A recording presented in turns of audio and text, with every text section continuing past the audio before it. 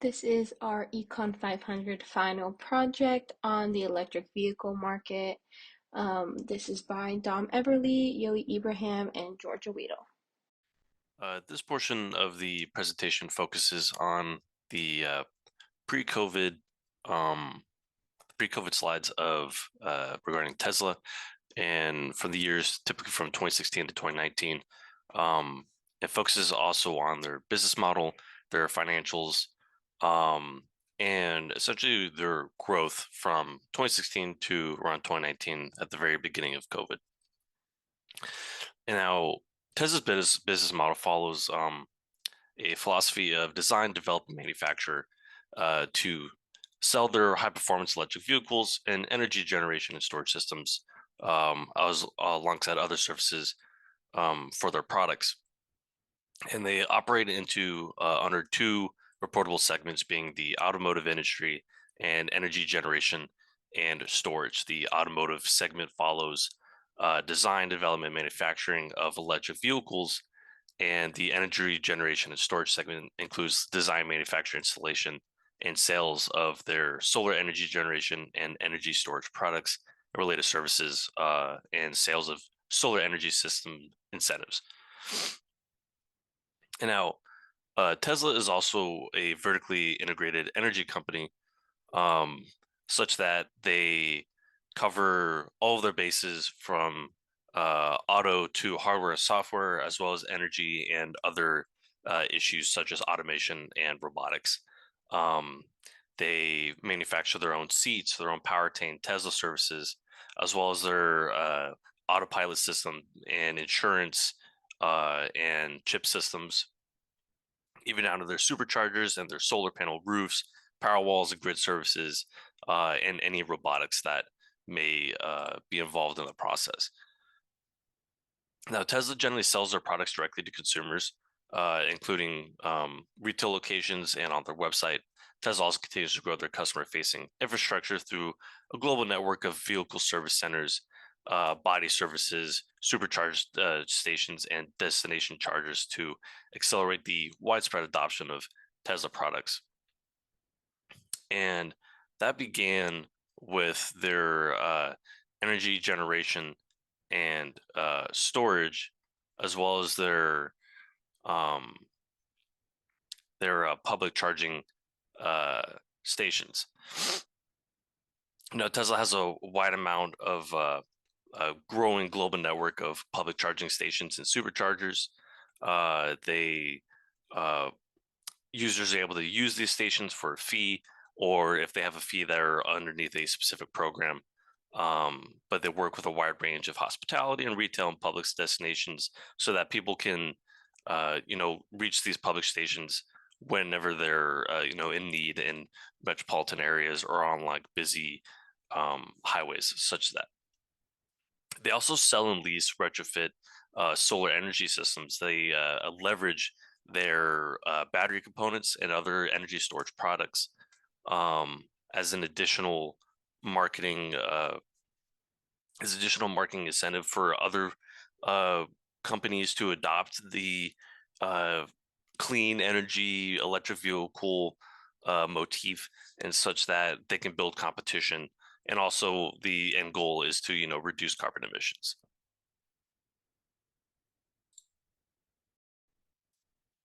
Tesla, along with many other companies, hosts a variety of risk factors. The ones immediately apparent to me is that they are headquartered in Palo Alto, California, with principal facilities in multiple states in North America, as well as facilities in Europe and Asia, with their primary manufacturing facilities being in Fremont, California, Sparks, Nevada, Buffalo, New York, and Shanghai, China. And what's important about these four areas is that it opens up their possibilities of litigation, as those states now have possible jurisdiction to host whatever litigation may be involved. It also expands the amount of labor regulations they must adhere to by not only just federal regulations, but also state regulations, as well as international regulations between with the relationship in Shanghai, China. Um, Tesla's also experienced in the past and may experience in the future, delays or other complications in design, manufacture, launch, and production ramp for their vehicles and energy products. These are, typical risk factors that a company of this scale would see, especially one that has to deal with manufacturing vehicles. There's the, risk of not being able to obtain the proper materials due to delays in either manufacturing of those materials specifically or delivery of those materials. There are also environmental and global factors that can impact the ability to obtain the necessary materials or energy products necessary to build these Tesla vehicles, whether it be um, the relationship between China and possible any embargoes that may exist between China and foreign nations and China's exportation, or any issues relating to American imports and the services that they would require. Now, the vertical integration process helps will reduce the risk of not being able to obtain the materials, but the risk is always there. Now, future growth and success is also dependent on consumers' willingness to adopt electric vehicles and specifically Tesla vehicles. Tesla's aware of this, but they are ahead of the game currently when it comes to electric vehicles. However, there are other competitors that are coming into the forefront, being, for example, like the Ionic. And with these Tesla vehicles, they've are pushing for uncharted territory, one being automation and also like self-driving. These vehicles that are able to self-drive poses another risk that there hasn't been too much awareness of because AI is still in its infancy. Um, if somebody is driving their vehicle, their Tesla vehicle, and it's on autopilot and it strikes a pedestrian when it shouldn't have, is the driver liable for having the autopilot on, or is Tesla liable for a possible issue with the autopilot and it's striking the pedestrian? This is just uncharted territory that, with more and more people driving Teslas and more accidents are definitely going to occur. These are litigation issues that are currently undiscovered and will pose as a novel situation when it comes to it. They also face risks associated with international operations, including unfavorable and uncertain regulatory, political, economic, tax, or labor conditions, as I've previously mentioned, as well as establishing themselves in new markets.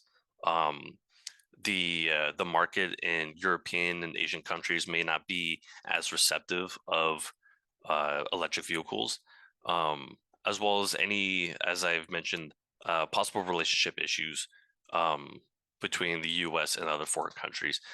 For example, since Tesla has a manufacturing facility in China, how will that impact uh, the relationship with the U.S. if the U.S. was to um, start imposing sanctions on China in the future, for example? How will that impact Tesla's relationship with China and their manufacturing facility in China? This slide mainly covers Tesla's financial data that they've accumulated from years 2016 to 2019. This data was recovered from SEC's database regarding their financials. Again, their financials cover not just the automotive industry, but also the energy storage and product industry, as well as solar panel installation, as that is also a part of their business. Um, Tesla saw in 2016 a total revenue of 7 billion, and in 2016 they're able to increase that to over 11 billion dollars. As the Model 3, the four-door midsize sedan that was designed for manufacturing ability with a base price for mass market appeal, began delivering in July 17th. And so there's no surprise that in 2017 we saw this large increase in revenue. Tesla also acquired Solar City Corporation in 2016. Solar City Corporation is a corporation that mainly deals with solar panel installation. This is also part of their vertical integration process. By acquiring a manufacturer that produces solar panels, they're able to implement it into their own design, as well as acquire it as one of their own services. Now, in 2018, we see a really steep rise in um, revenue. Uh, 2018 is when they really started expanding their product services, as well as their market appeal. More and more people were seeing Tesla as um, this nice car that's in the future, essentially, and is also good for the environment. Um, and so Tesla saw a very steep rise in their revenue, almost doubling their 2017 revenue in 1 year, and then again reaching up to 24.5 billion in 2019, excuse me. And this is all pushed from their marketability, their vertical integration. They're able to achieve these numbers by reaching such an expansive audience, and being really attractive for consumers. On March 23rd, 2001, Tesla announced that they had shut down their factories in compliance with local, state, and federal requirements. However, basic operations would continue to support local energy service operations and charging infrastructure, which they were directed to do by local, state, and federal officials. Their factory in New York would be following the same guidelines to support the critical supply chains for Tesla. In the same press release, Tesla implemented a new touchless delivery system for their cars so that cars could still be delivered to purchasers but would meet the COVID-19 guidelines. Customers would now be able to unlock their cars at delivery parking lots via the Tesla app. Within the car, there would be packages of remaining paperwork that would be returned to a drop-off location prior to them leaving with their new car. Tesla ended the March press release by talking about their 2019 fourth quarter results and how they were not afraid of being able to navigate any extended period of uncertainty caused by the COVID-19 pandemic. Next, on April 2nd of 2021, a little over a year into the pandemic, Tesla announced they were able to produce 180,000 vehicles and delivered approximately 185,000 vehicles, stating that the new car models Tesla was now offering, the Model S and the Model X, were both being well received, and that they were in the early stages of preparing to ramp up production for all models, with their total gross profits in quarter one of 2021 raising to 2,215 from the 2,066 in quarter four of 2020. This would be the second quarter Tesla would see an increase in their total gross profits after the drop from quarter two to quarter three in 2020. By April 19th, 2023, Tesla announced they had produced 440,000 vehicles and had delivered 422,000 vehicles, and were continuing to transition to a more even regional mix of vehicles, including their Model S and X, and were shipping those cars out to Europe, the Middle East, Africa, and the Asian Pacific. While quarter one of 2023 started as a drop in total gross profits for Tesla, these profits were still at 4,511, which is close to double the total gross profits that Tesla had during quarter one of 2021, which shows their growth over just 2 years, of which a global pandemic was raging throughout all the markets they were marketing towards. All right, guys. So this graph here shows the Tesla's growth in revenue in millions. So in 2020, the revenue was $31 billion. We can see that growth up to 53 billion in 2021, and then it grows by 51% towards kind of like where we're phasing out the pandemic from 2021 to 2022, increases by 51% up to $81 billion. So this just shows how, although it might have slowed a little bit during the pandemic, electric vehicle sales, especially Teslas, was still on the incline during these years. This slide talks about one of Tesla's most anticipated models, the Cybertruck, which was announced back in 2019. However, to this date, very, very few models of the Cybertruck have actually been delivered. Very few people have seen delivery of their units. However, Tesla has recently moved their main manufacturing out of California and into Texas. So the plan is that the plans for these Cybertrucks becomes operational by mid-2023. So right around this time, we should be seeing a lot more of them on the streets. In the United States as a whole, the pickup truck market is the most lucrative automobile market in the country. You see more F-150s on the road than any other car. It's long been the best-selling vehicle in the United States, which bodes well for an electric EV, because the only competition that Tesla has when it comes to an electric truck is the Rivian, which introduced a truck quite recently, and it's also still, but they've already seen delivery of those. With this Tesla Cybertruck brings lots of sales, because although the truck was originally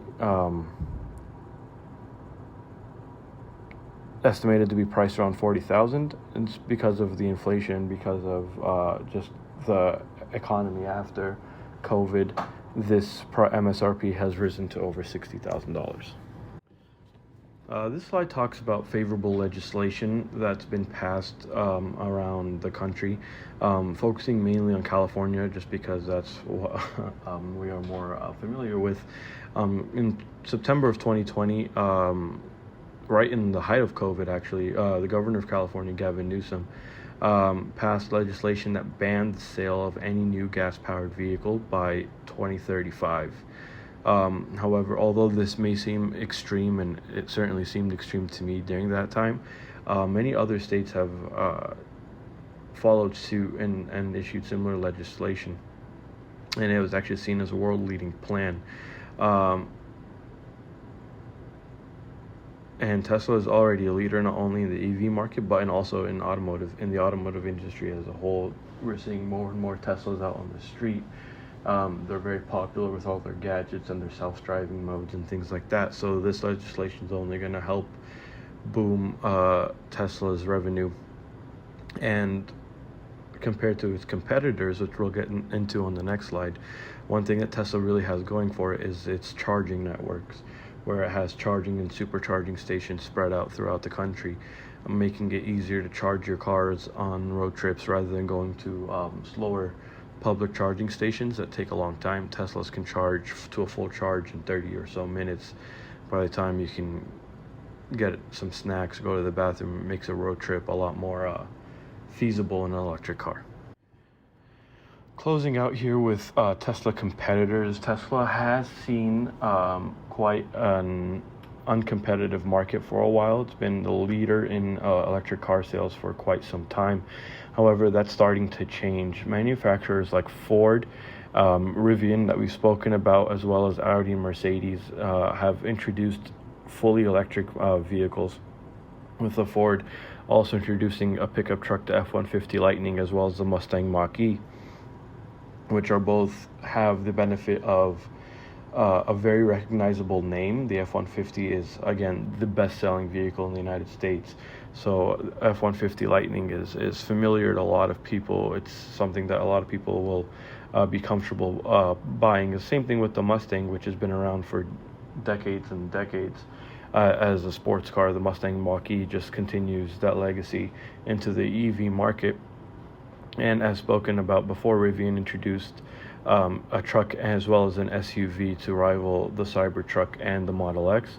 And then also luxury brands like Audi and Mercedes have also introduced all-electric vehicles with similar gadgets to what Tesla has equipped to its vehicles. And as well as luxury brands that are exclusively EV, like Lucid Motors, who compete directly with Tesla's best-selling vehicle, the Model S. Although brands like Ford, Audi, and Mercedes have greater production capabilities. They have plants all over the world, whereas Tesla is mainly based in the United States. This is likely to change as more and more countries and states implement legislation like what was implemented by Governor Gavin Newsom in 2020, banning the sale of new gas-powered vehicles. But this graphic here shows the sales of electric vehicles in 2022 from the Automotive Trade Reports, and it shows that Tesla still dominates more than half the market. However, all of these other car companies, whether it be Toyota, Volkswagen, Ford, BMW, Hyundai is a big one that we're seeing a lot of electric vehicles come out of. Tesla still dominates the market in that respect. Thank you so much.